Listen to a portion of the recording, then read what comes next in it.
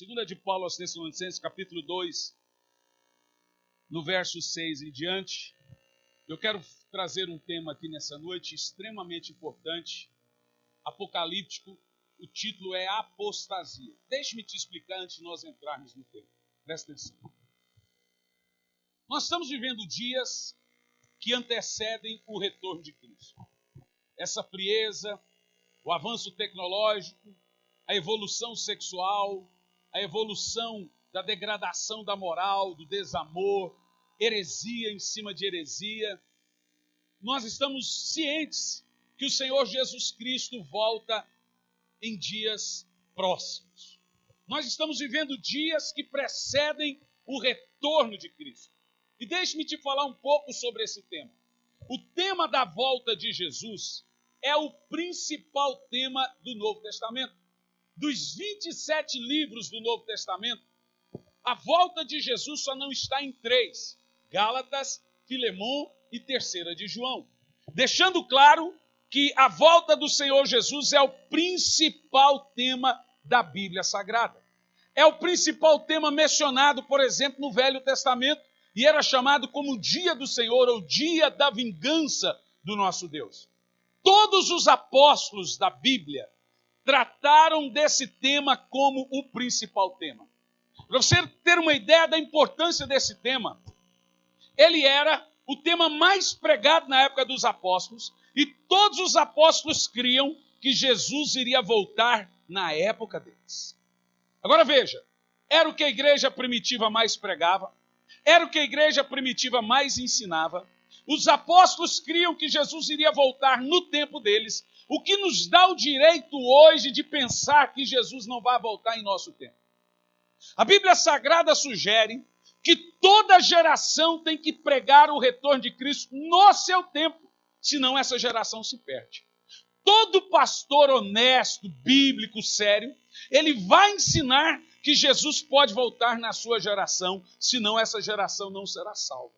Se você não pregar que Jesus pode voltar a qualquer momento, e nós chamamos isso de eminência, ensinar o retorno eminente de Cristo, essa geração pode não ser salva.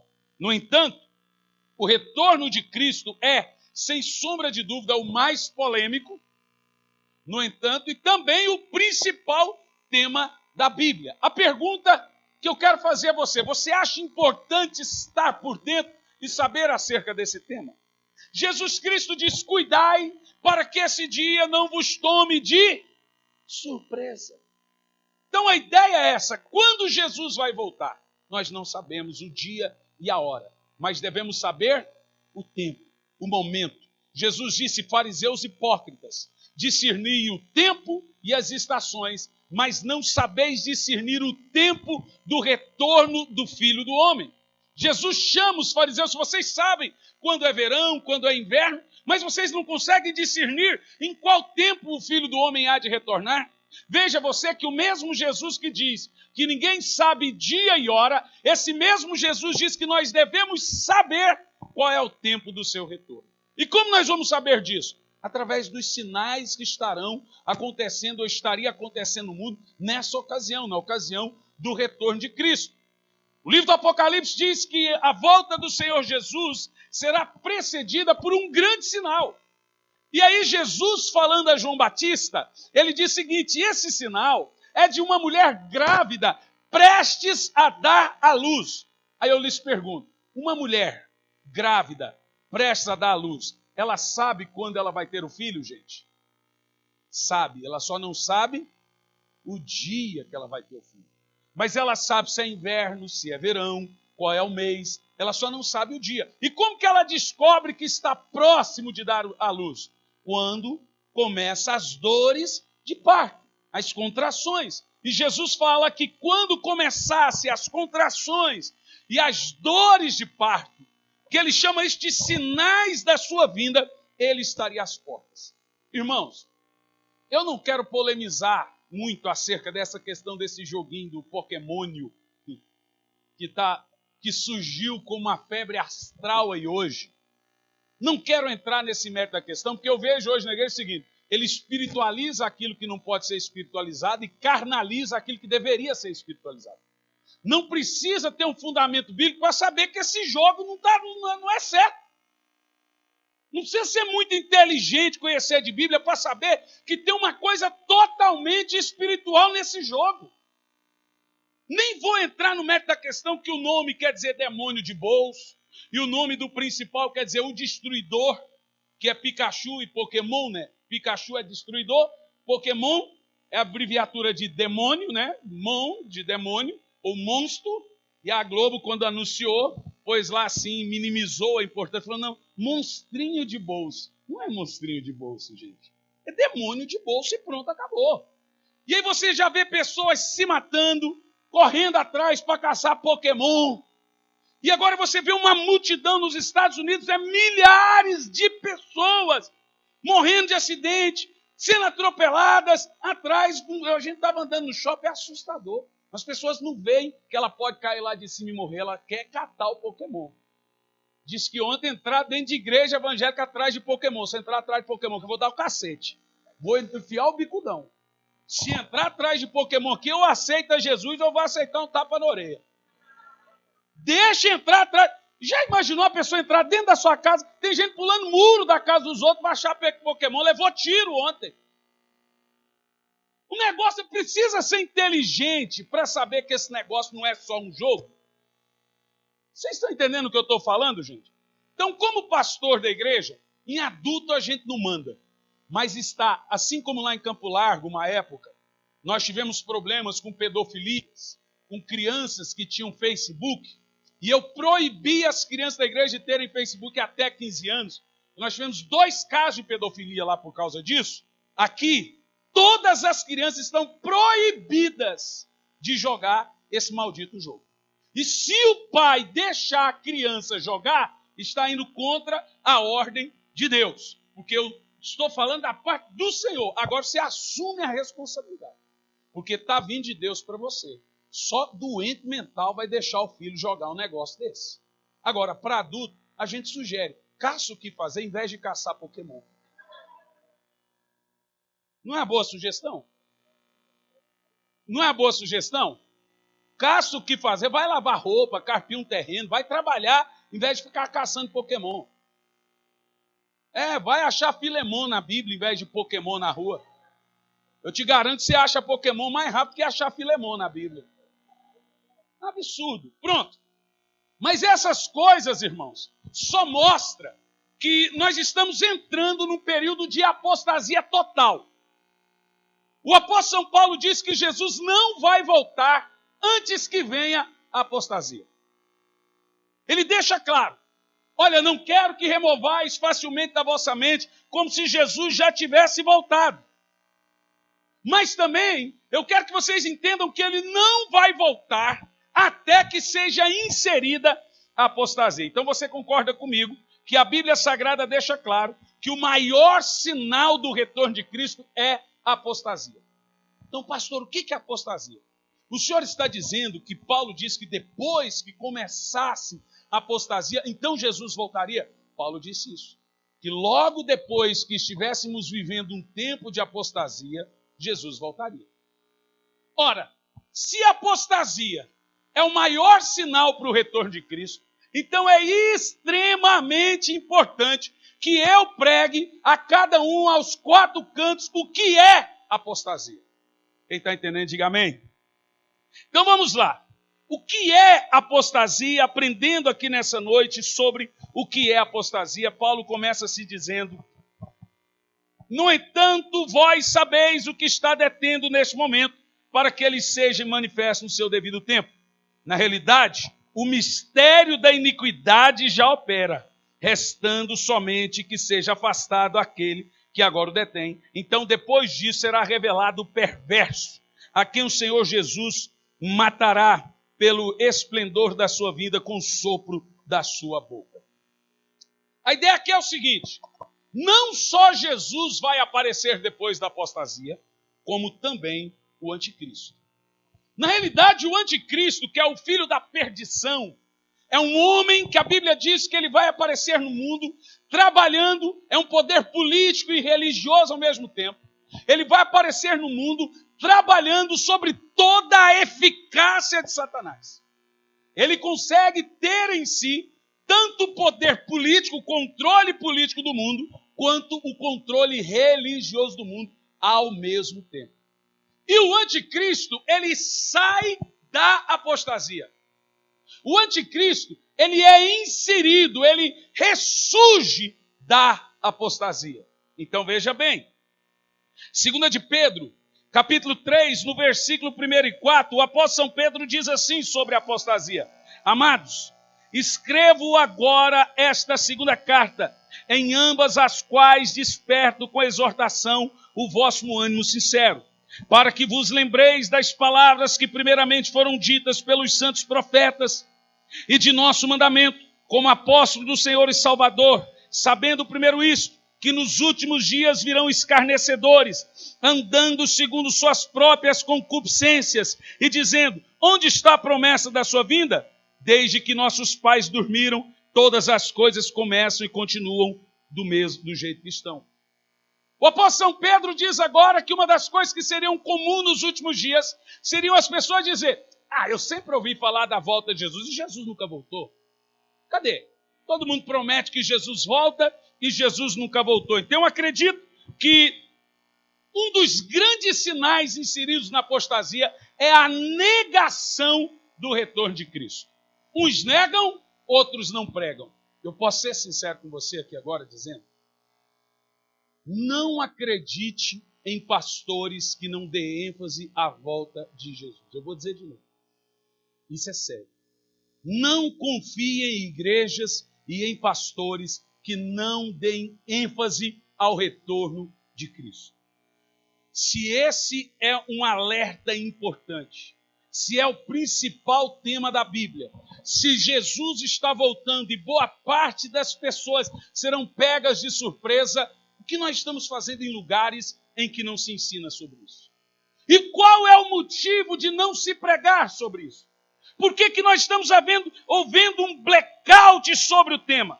O apóstolo São Paulo fala, agora veja lá, no capítulo 1, no capítulo 2, versículo 1 ao versículo 3 da carta de Paulo aos Tessalonicenses, ele diz assim: caros irmãos, quanto ao retorno do nosso Senhor Jesus Cristo e a nossa reunião com Ele, suplicamos. Paulo diz que o pregador, ele não pode apenas pregar, ele deve suplicar a igreja sobre o retorno de Cristo.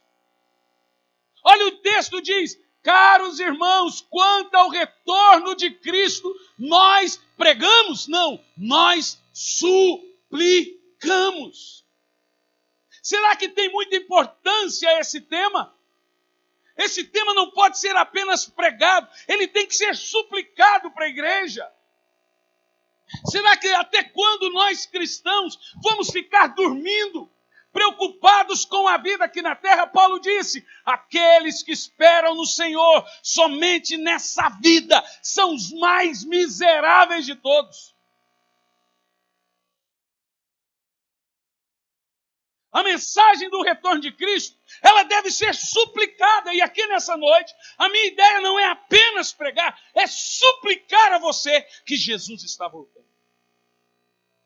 E pode ser agora, pode ser hoje, pode ser a qualquer momento. E Paulo continua no verso 2. Nós suplicamos que não permitais que o vosso modo de crer seja influenciado, nem fiqueis amedrontados por causa de profecias, palavras ou cartas atribuídas indevidamente à nossa autoria, como se o dia do Senhor já tivesse chegado. O que Paulo está dizendo? A mensagem do Senhor Jesus não pode assustar você, não pode amedrontar você, mas ela tem que te trazer esperança. Normalmente, quem fica amedrontado com essa mensagem são pessoas que sabem que não estão preparadas. Aquele que sabe que está pronto para esse grande dia, ele não espera o dia para ver o retorno de Cristo. Irmão, honestamente falando, eu não quero que Jesus volte só porque o mundo é ruim. Eu não quero que Jesus volte só porque o lugar do mundo é o pior lugar do mundo é o mundo. Eu quero que Jesus volte porque eu quero ver o Senhor. Os meus olhos nunca o viram. Você já imaginou? Aquele que nós adoramos e servimos, que nunca ouvimos. A Bíblia diz, aquele mesmo Jesus que subiu ao céu, há de retornar mais uma vez. Apocalipse capítulo 1, versículo 7 diz, todos os olhos o verão. Você consegue imaginar um dia em que você verá Jesus descendo nas nuvens do céu com poder e grande glória?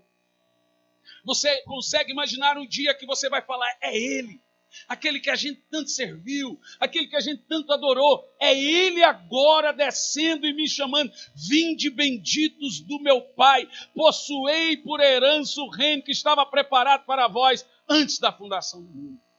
E eu quero dizer a você que esse dia está chegando. O dia do Senhor voltar está chegando. E Paulo diz o seguinte, eu não quero que você fique assustado com a mensagem, como se Jesus fosse voltar agora e eu não estivesse preparado. Mas eu quero que você fique atento, para que isso não seja tirado da sua mente. Não deixe, ele disse o seguinte, não deixe que alguém tire da sua mente que Jesus pode retornar a qualquer momento. Diga amém. E no versículo 10 ele diz, versículo 3 ele diz, não vos deixeis enganar de forma alguma, por ninguém, porque antes do retorno de Cristo virá a apostasia, e então será revelado o anticristo. Você percebeu? Que é da apostasia que nasce o anticristo. O anticristo, inclusive, é o líder que insere a apostasia. Quando você começa a ver na televisão falsos profetas, falsas crenças, falsas religiões, falsos mitos que Paulo chama de fábulas, você já tem que entender que é necessário, que isso já é o mover do anticristo. Isso já é o mover do engano. Inclusive, a palavra apostasia significa abandonar a verdade. Você conhece muitas pessoas abandonando as sagradas escrituras, como Paulo mesmo diz, e voltando às fábulas, às fantasias religiosas. Você conhece gente vivendo isso? Voltando a essas coisas absurdas, crendices absurdas, que não são bíblicas. Nós estamos vivendo esses dias. E Paulo deixa claro isso, Paulo ensina-nos a isso. Primeira de Paulo a Timóteo, no capítulo 4, versículo 1 e versículo 2, Paulo fala a Timóteo 2 vezes sobre a questão da apostasia, ensina a Timóteo 2 vezes. Primeiro texto, capítulo 4, versículo 2, ele diz, mas o Espírito expressamente diz que nos últimos dias muitos apostatarão da fé, se desviarão da fé. E como que eles farão? Dando ouvidos a espíritos enganadores e a doutrinas de demônios. Escuta o que eu vou te dizer. Boa parte disso que vocês veem na televisão, que você ouve na televisão, é doutrina de demônio. O que leva um pastor ungir um pouco de cigarro e chamar aquilo agora de cigarro ungido e pôr as pessoas para fumar em cima de um altar e dizer, quando você fumar esse cigarro, você não fuma mais.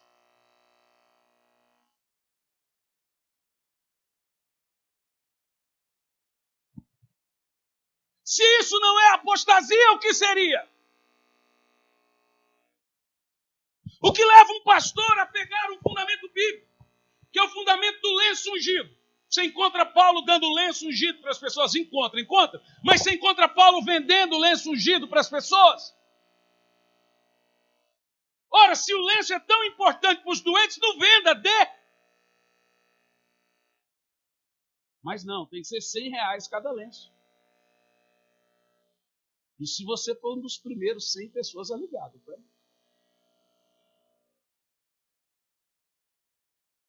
Paulo disse que as pessoas iriam fazer comércio. Irmão, está caro ser crente hoje em dia.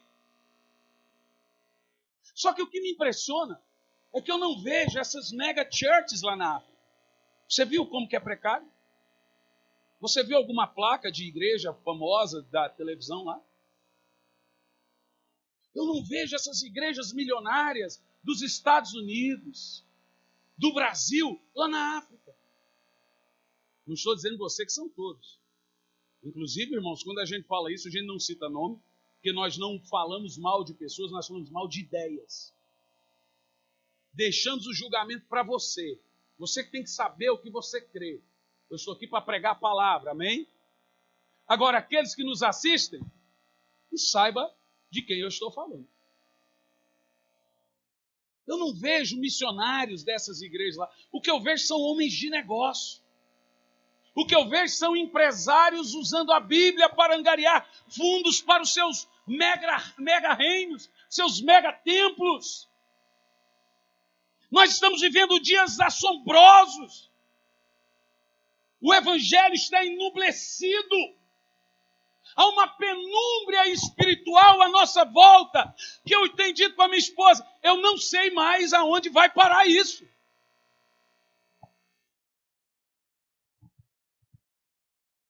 E Paulo diz que são espíritos enganadores e doutrinas de demônio. E ele fala que essas coisas acontecem pela hipocrisia de homens que mentem. E cauterizou sua própria consciência. Ou seja, eles pensam que o que eles estão fazendo está certo.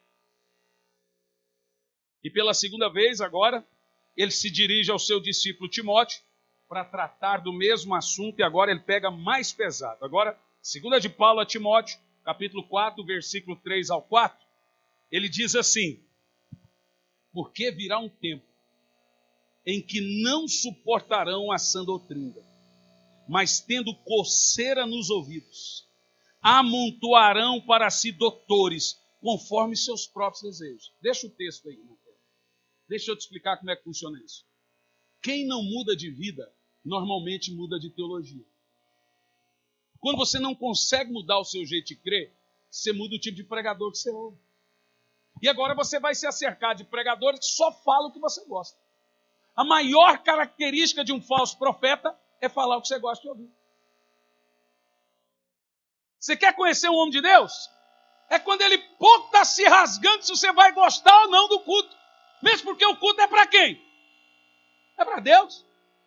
Olha, irmão, nós estamos numa igreja, tem um mês, segunda ceia. Era para eu estar aliviando a sua alma aqui. Irmão, eu estou pouco me lixando se você vai gostar ou não. Até então a gente te trata bem, dá bem-vindo.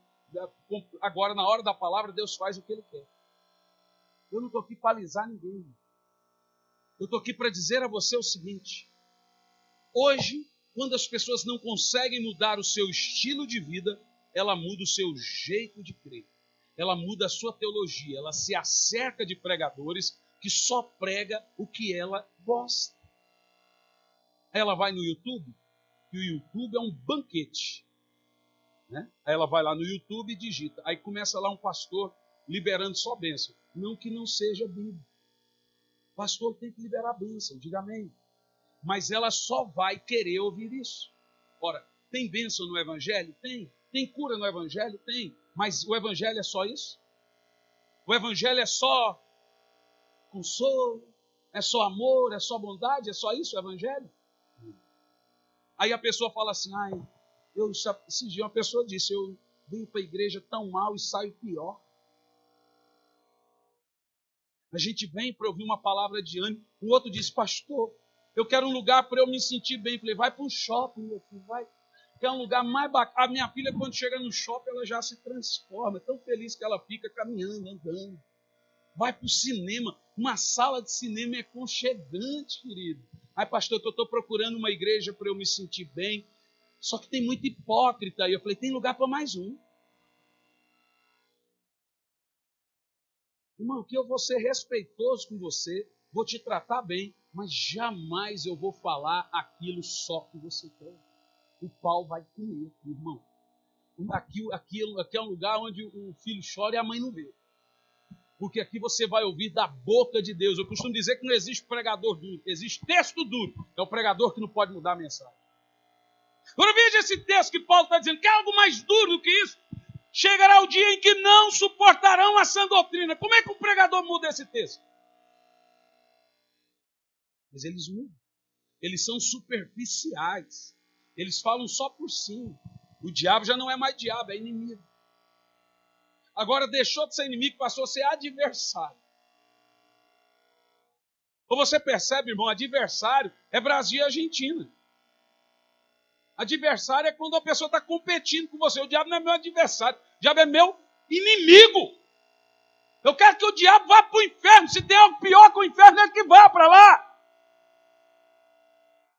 Mas agora pecado já não é mais pecado. Pecado agora é falhas. Agora já não é mais falha, é fraqueza.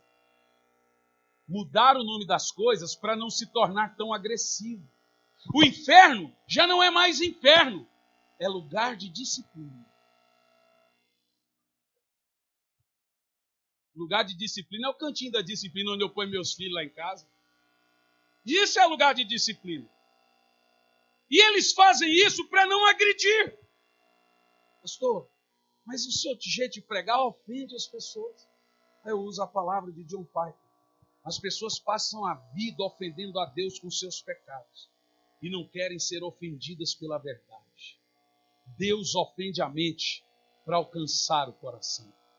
Deus e o diabo têm muitas diferenças. Uma delas, Deus é Deus e o diabo é só um anjo caído que nunca foi Deus. O diabo não é um Deus caído, ele é um anjo caído. Só que Satanás, quando quer destruir um homem, ele exalta o homem. Ele vangloria o homem. Você é bom, você pode, você acontece. Essa fé que te faz imbatível, te faz um vencedor. Essa força vem de dentro de você. Eu nem vou falar, porque tanto heresia na música, que eu fico maluco. Essa força vem de dentro de você. Você mesmo tem sua força. A Nova Era diz a mesma coisa. É ou não? Mas agora a Bíblia não me chama de forte. Ela me chama de fraco. Romanos 8:26 diz, porque sois fracos. O Espírito Santo te ajuda em vossas fraquezas. Mas Satanás, para te destruir, ele te engrandece. E Satanás te engrandece para te abater depois. Deus te abate para te exaltar depois. Deus só usa um homem grandemente depois de quebrantá-lo grandemente. Moisés levou 40 anos para morrer o ego dele. O homem era muito orgulhoso. Também era um príncipe egípcio. Depois de 40 anos, mais 40 anos, para perceber o que Deus faz quando um homem descobre que ele não é nada. E aí o ministério dele começa com 80 anos. Paulo levou 14 anos para perceber que tudo dependia de Deus e não da sua força. Nós devemos entender, irmão, que o Evangelho é sim boas novas. Que o Evangelho é sim levantar o caído. Que o Evangelho é sim ajudar aquele que chora, trazer uma palavra de ânimo. Mas o Evangelho é também confrontar o pecado das pessoas. O Evangelho também é não alisar ao lombo das pessoas.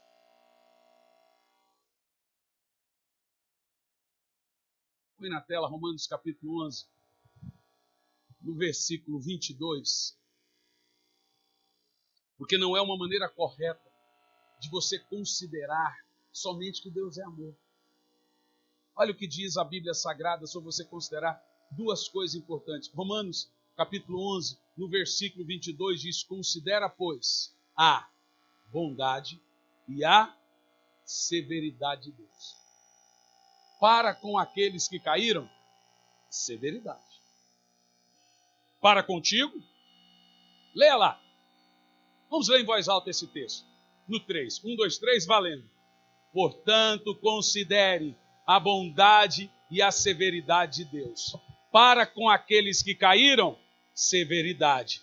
Mas bondade para com você, desde que permaneça na bondade dele. De outra forma, você também será cortado. Ó, irmão, não sou eu que estou falando.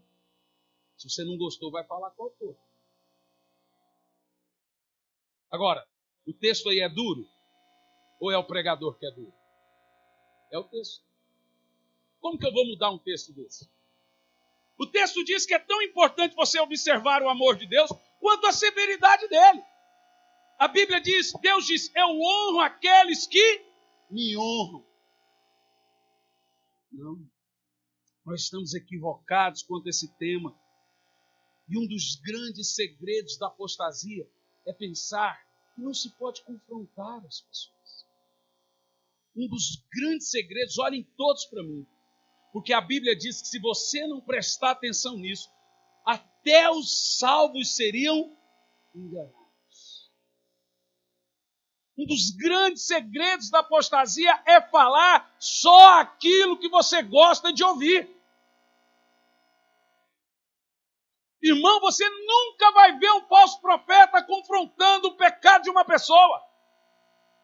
Eu quero que você me mostre um falso profeta mostrando a importância para você de viver uma vida preparada para o retorno de Cristo. Você não vê. Por isso que você vê que há um blackout sobre a pregação do retorno de Cristo. Sabe por quê? Porque há mais falso profeta por metro quadrado hoje em dia do que pregadores do Evangelho.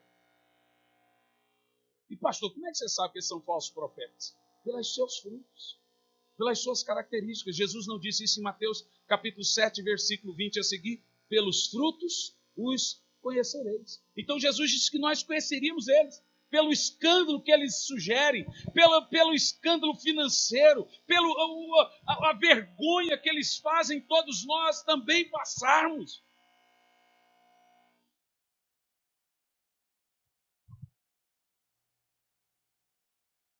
Dentro da apostasia estão inseridas muitas coisas. Vamos tentar sintetizar um pouco, porque isso aqui é um alerta para você. Você vai sair daqui desse culto, com a sua anteninha de vinil ligada. Silêncio. Não é assim? Estou detectando a presença do inimigo. Agora vocês lembraram. Demorou cair a ficha? Não? Bom, eu já disse a você que apostasia significa abandono da verdade. E como é assim? Pastor, e uma pessoa que está enganada? Ela também está apostatando. Olha o que a Bíblia fala sobre as pessoas que estão inseridas dentro da apostasia na grande igreja babilônica, que é a igreja prostituta dos últimos dias. Ela fala, não, meu filho, você foi enganado, então não vou relevar? Não. O que ela diz? Sai dela, povo meu. Porque a Bíblia diz que as minhas ovelhas ouvem a minha voz e me servem. Então, se você é salvo, você não cai em qualquer conversa. Agora, aquele que tem dúvida da sua salvação, ele sai por aí seguindo tudo. A ovelha de Jesus tem uma característica, ela ouve a Jesus, acabou. Ela tem um senso crítico apurado espiritual. Ela fala, tem algo nesse camarada aí que não bate comigo. Esse camarada aí põe o povo para fumar, tem que tocar no pé chulezento da mulher e pôr um dinheiro lá para receber uma benção, tem que dar um beijo na frieira dela. Eu estou falando de coisa que aparece na televisão, Tijuarei. Você vai lá, dá um beijo no chulé da mulher e deixa um dinheirinho lá do lado do pé e fala que tem uma benção. Quem já viu isso? Vocês não viram? Que bom, que bom. Não vai acrescentar. Não, vou só te falar para você não ficar curioso. A mulher sentou na cadeira e pôs um pé. E falou assim, agora você toca no meu pé e você vai receber a bênção. Vai ter que deixar assim. Isso na televisão, gente. Você ri, irmão, um negócio desse é para chorar. Eu falo assim, tira isso daí. Tira, porque isso aí me irrita tanto. Me irrita tanto, gente. Tanto Deus sabe o desafio que a gente faz para fazer o evangelho lá no outro canto do continente. E esse povo fazendo essa palhaçada toda, rapaz, eu fico maluco com um negócio desse. Então, ou seja, quem está apostatado? Aquele que vai de propósito e aquele que é levado também. Se você estiver num lugar como esse, mesmo cegamente, você está apostatado. Não existe crente cego. Existe crente que não lê Bíblia. Como a Bíblia sugere que o crente tem que ser guiado pela voz do Espírito, pela palavra de Deus, como que você vai me dizer que você está enganado? Então você não lê. Então o Espírito Santo não fala com você, ué. Ah, eu não sabia. Deveria saber.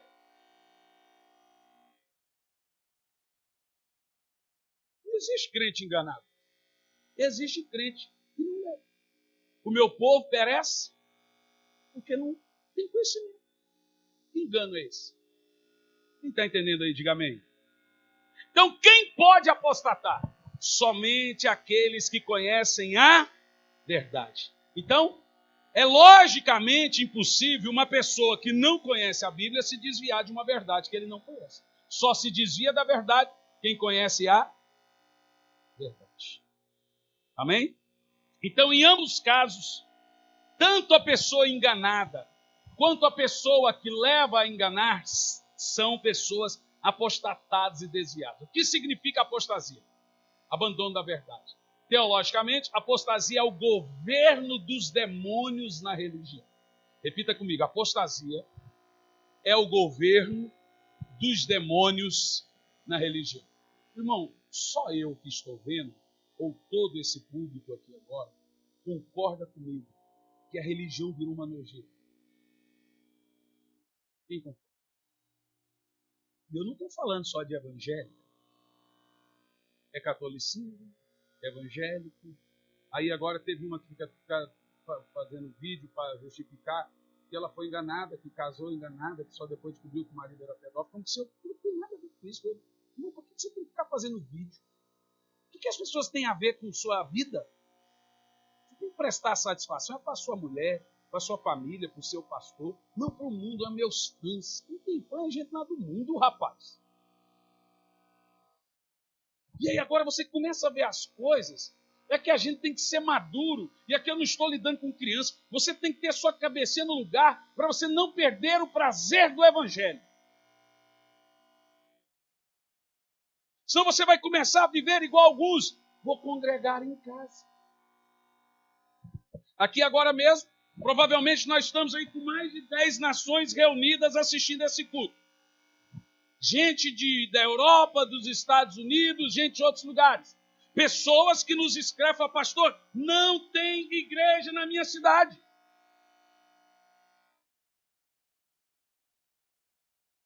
E aonde há, aqui você anda no Xaxim, é impressionante o tanto de igreja que tem nesse lugar. Chega a ser uma coisa boa, é bom, não é ruim.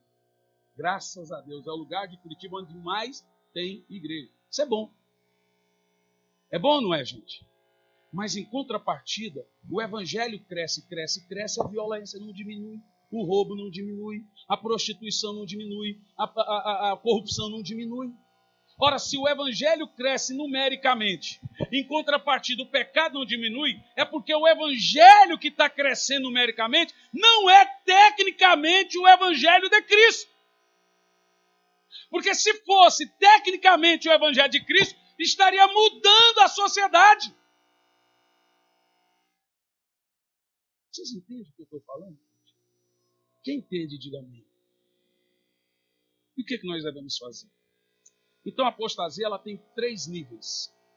Diga, 3 níveis que existe numa apostasia. Então o primeiro nível nós chamamos de nível ameno. Segundo nível chamamos de nível grave. E o terceiro gravíssimo. É igual multa. Então vamos ver as características desses níveis dentro de um processo de apostasia. Para você que assiste a televisão e vê programas religiosos, ou para você que vai em algumas igrejas, para você saber aonde você está pisando o seu pé. Onde você está se metendo. Como eu sei que um pastor está desviado, está apóstata? Como eu sei que eu estou numa igreja que vai me levar para o céu? Porque a Bíblia diz que quem te leva para o céu não é você. A Bíblia diz, obedecei aos vossos pastores, porque eles darão conta da sua alma perante Deus. Então, basicamente, quem te leva para o céu é o seu pastor. Diga amém. Agora, você entendeu como é sério você colocar a sua alma na mão de uma pessoa que nem ele está indo para o céu? Diz a Bíblia, obedecei aos vossos pastores, porque eles que apresentarão a sua alma para Deus. Gente, a coisa é séria. Ah, pastor, mas a salvação é individual. Você tem razão. Se o pastor é verdadeiro e você não é verdadeiro, você vai para o inferno de sua conta e risco. Mas vamos supor que você está lá. Não, eu tenho que obedecer um pastor cegamente. Não. Nunca ouça um homem que não ouve a Deus. Eu vou dizer de novo. Nós não temos obrigação nenhuma a obedecer um fundamento que não é bíblico. Inclusive, nós temos total direito de desobedecer uma pessoa que não obedece a Deus. está entendendo o que eu estou falando? Quem está entendendo, diga amém. Quem está entendendo? Primeiro nível ameno. Nesse nível, é imperceptível ao homem natural, sendo que nesse estágio, ainda no nível ameno, mesmo a pessoa se desviando da verdade, ainda tem espaço para ela se arrepender. Só que não dá para perceber. E por que não dá para perceber? Porque normalmente quem está se desviando da verdade não pensa que ele está desviando. O orgulho não deixa ver. No segundo nível, o nível grave, nesse estágio, então, o arrependimento torna-se quase impossível. Veja aí o texto, por favor, de Hebreus 6, versículo 4.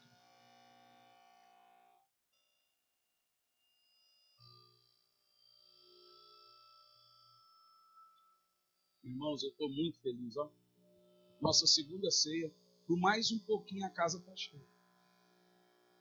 É Deus que traz o crescimento. Né? Diz assim, ó. Irmãos, esse texto é um dos textos mais duros da Bíblia.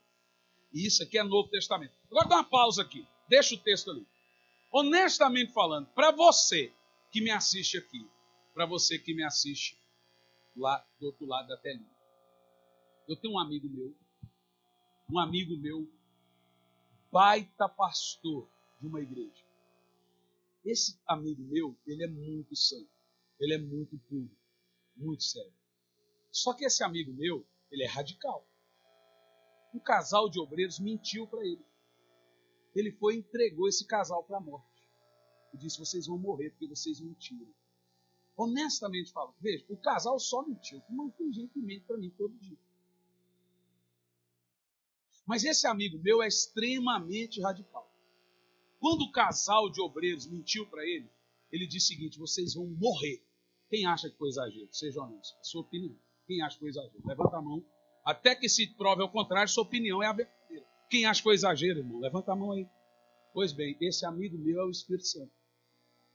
E o casal é Ananias e Safira. E o tempo é o tempo da graça. Você esqueceu do caso de Jesus, de Ananias e Safira? Atos capítulo 5. Em que Pedro disse para Ananias e Safira, porque mentistes ao Espírito Santo, vocês vão morrer. Esse é o tempo da graça.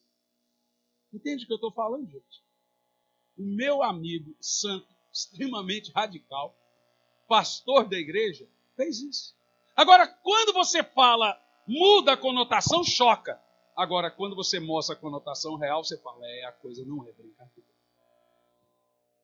Nós não estamos aqui para brincar, irmãos. Olha aqui para mim, aqui, ó.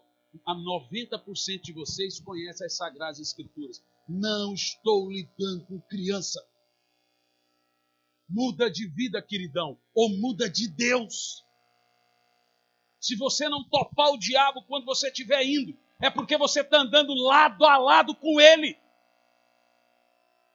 Deus não está brincando de ser Deus. O diabo não está brincando de ser diabo. Então você tem que parar de brincar de ser crente. Esse evangelhozinho morno, só de bondade e bênção, não vai transformar ninguém. Eu quero que você me diga se você muda o caráter do seu filho só dando barda para ele.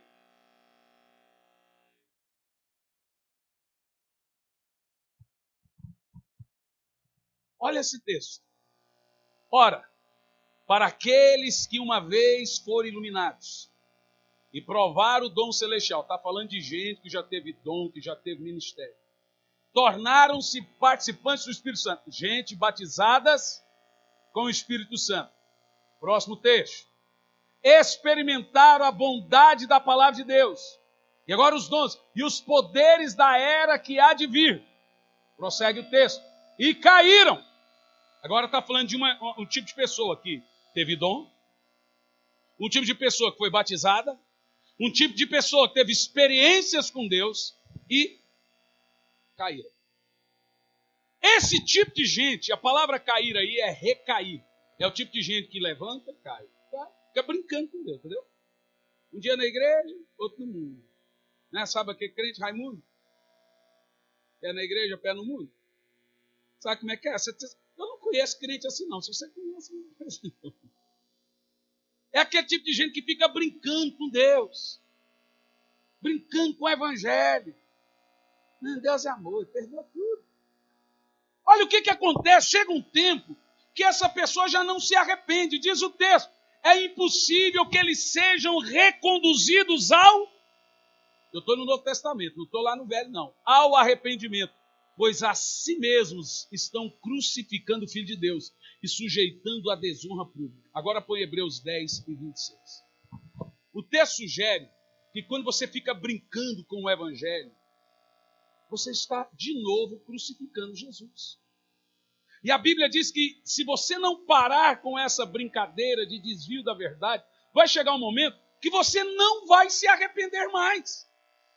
Hebreus 10 e 26 sugere que para esse tipo de gente já não resta mais perdão de pecados.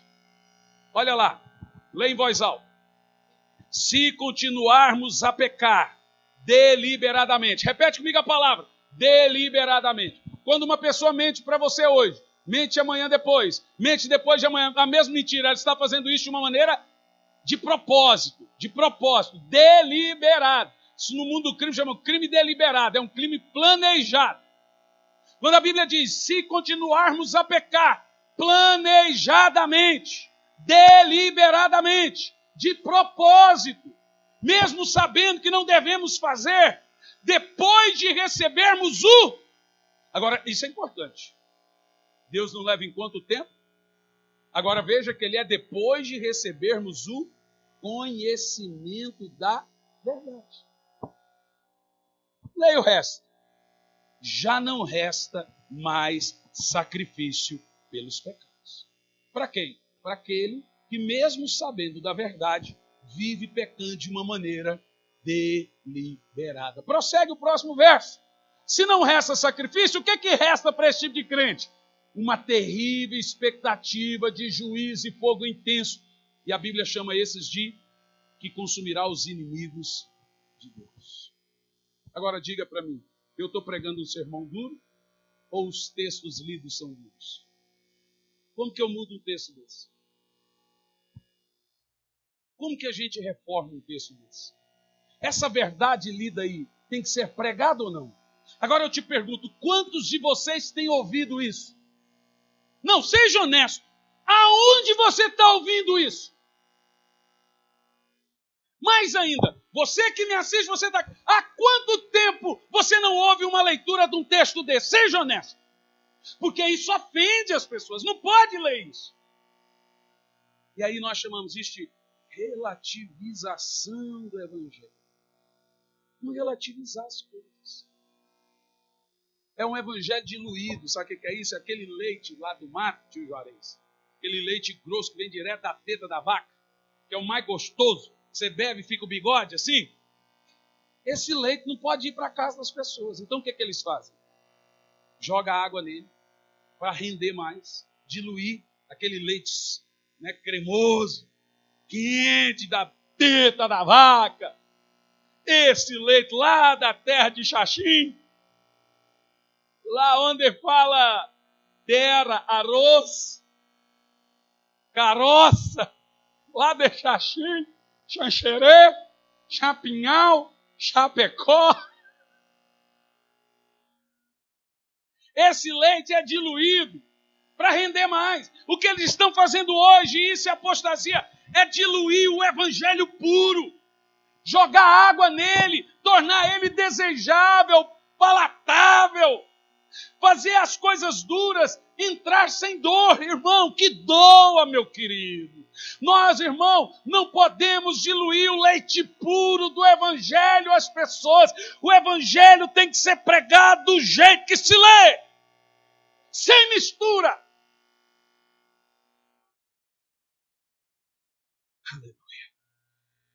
Nível gravíssimo. No nível gravíssimo, esse é o estágio em que a apostasia assume o governo e as atitudes do homem. Nesse estágio, o homem já é dominado pelo engano. Então aí você vai confrontar a pessoa, ele vai dizer, mas esse é o seu ponto de vista. O meu é diferente. Veja que ela está sendo traída pelo conhecimento dela. Ela está sendo enganada pelo seu engano. Irmãos, eu disse em Campo Largo, querendo ou não, eu sou ainda o apóstolo da igreja de Campo Largo. Sou eu que trago doutrinas para a igreja de Campo Largo, para todas as nossas igrejas, e vou dizer a essa pequena igreja que está nascendo em Curitiba. Eu quero apresentar um povo a Cristo. Eu não quero apresentar bode para Cristo. Eu não quero apresentar um povo que se parece cristão. Eu não quero apresentar um povo híbrido, um povo misturado, um povo com costumes pagãos, com costumes aparentemente cristãos. Não. Jesus está voltando. E eu, toda vez que ponho a minha cabeça no travesseiro para dormir, eu durmo de consciência tranquila, que nunca lhes faltei com a verdade. Está aqui um discípulo meu, Toninho, lá de Araucária, lá do Conselho de Campo Largo, falou: pastor, eu vou para Curitiba, mesmo se o senhor não me chamasse, eu iria. Porque eu preciso de pregador igual a você. Eu preciso de confronto. E eu também, irmão. Eu sou um tipo de gente que eu preciso de mensagens que me falem a verdade. Quem mais gosta de ouvir a verdade? Ou tem gente que gosta de ser apagado pela mentira? Eu tenho certeza, irmão. Olha para mim, que quando o Senhor Jesus retornar, Ele não vai me cobrar pela dureza das minhas mensagens. Mas pode acontecer um outro efeito. Ele cobrar porque eu faltei com a verdade.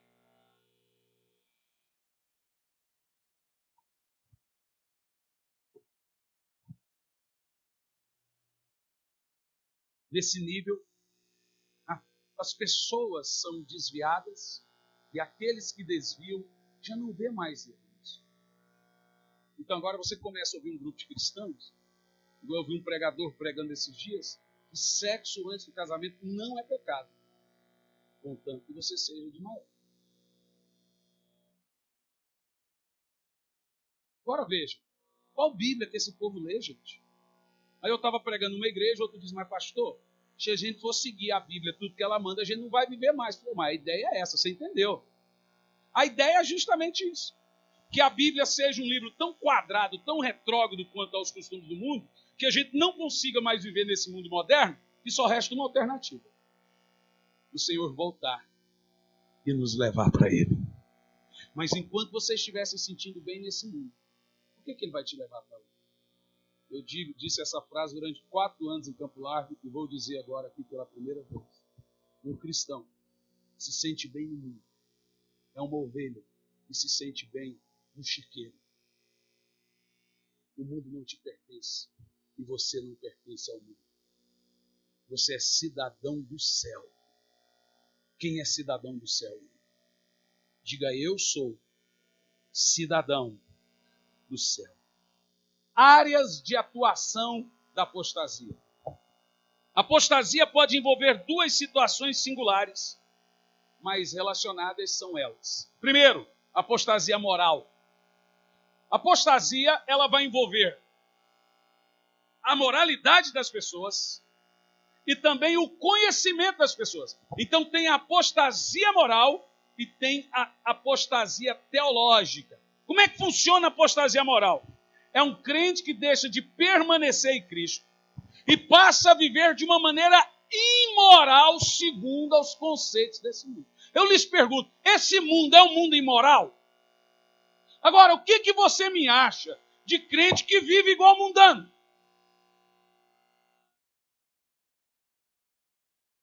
Apostasia moral é o cristão viver igual uma pessoa que não conhece a verdade. Então escute bem, irmão.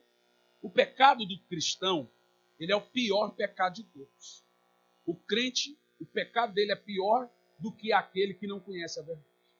Porque o crente, quando peca, ele peca contra a luz que ele tem. Aquele que não conhece a verdade, ele não tem luz. Ele não tem conhecimento. Então o nosso pecado é pior do que o pecado deles. Agora eu vou mais longe. O nosso pecado é pior do que o pecado do diabo, dos demônios. Porque os demônios nunca pecaram contra o sangue de Cristo. Porque Jesus não morreu por demônio nenhum.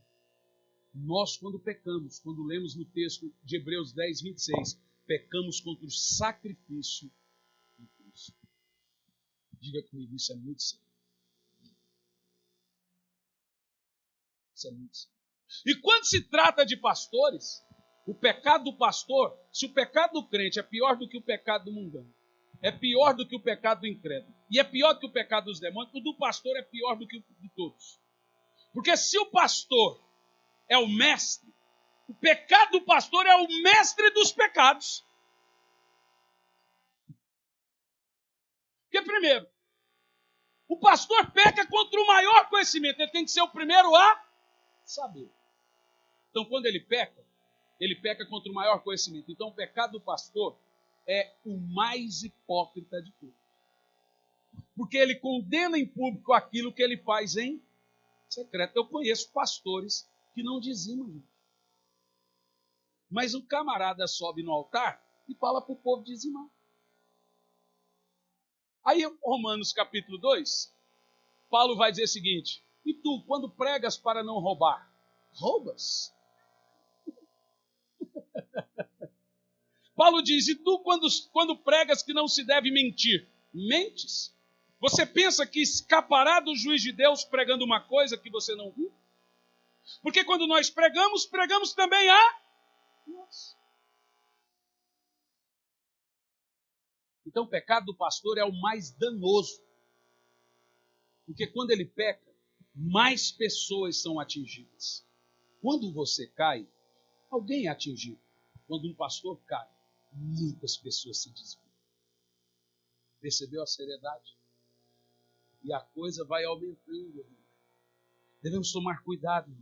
Então, a apostasia moral, Romanos capítulo 6, versículo 15 ao 23, nos sugere que as pessoas que são escravas da imoralidade sexual, moralidade moral. Quando nós falamos de imoralidade, veja, então, vamos pecar porque não estamos debaixo da lei, mas debaixo da graça? De maneira... O que é um pecado moral? O que é imoral para você? Tirar proveito do próximo. O que é tirar proveito do próximo? Vou dar um exemplo, nessa época de crise. O camarada está devendo Deus e o mundo. A casa dele vale 800 mil. Mas se ele não pagar as dívidas, ele vai preso. Ele vende a casa por 400 mil. Um crente pode comprar essa casa? Seja honesto. Sabe por que ele não pode? Porque ele está tirando proveito da fragilidade momentânea de uma pessoa. E a Bíblia diz que isso, Deus é vingador dessas coisas. Meu querido, esse carro vale 15 mil. Mas se eu não vender ele hoje, eu passo, então eu vou vender ele por 7. Aí vai lá o crente. Isso é uma covardia. Isso não se deve fazer. Isso não se deve praticar. Tirar proveito das pessoas, da fragilidade das pessoas, da boa vontade das pessoas. Isso é imoral. Imoral é você mentir. Imoral é você enganar.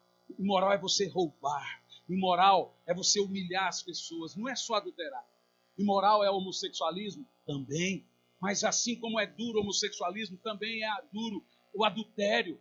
Então agora nós, como igreja, apontamos o canhão. Pensa que o único pecado do mundo hoje é o homossexual. Porque a igreja evangélica pensa que só tem um pecador no universo hoje, só o gay. E eles se esquecem que dentro da igreja está cheio de gay cantando, cheio de gay dançando, cheio de adúltero, cheio de mentirosos, imoralidade do mesmo jeito. Imoralidade. E a Bíblia fala que se nós não confrontarmos isso, nós vamos correr o risco de não ver as pessoas sendo salvas. Irmão, se você cair para o inferno, vai sozinho. Eu não vou te dizer vai com Deus. Mas no que depender de mim, antes de você ir, você vai ouvir um alerta aqui desse altar. Quem está entendendo, diga amém. E temos a apostasia teológica. É quando o crente começa a ensinar ensinamentos de demônios e o povo pensa que é da parte de Deus. Eu termino aqui concluindo para você uma coisa muito importante. Nas próximas mensagens minhas aqui, eu vou dar sequência ao culto. Assim como começamos em Campo Largo, nós vamos começar a pregar muito sobre a volta do Senhor. Falando sobre arrebatamento, grande tribulação, isso. Vamos traçar. Quem gosta do tema? Você vai aprender muitas coisas. Por isso que hoje nós usamos a primeira mensagem. Tem muitas mensagens em cima disso que não são pregadas. E nós vamos trabalhar muito esse tema. No entanto, eu quero que, em primeiro lugar, você entenda uma coisa. Se você não ficar esperto, você pode estar apostatando. Mas, pastor, eu não sei. Então alguém está te levando a isso. Cuidado.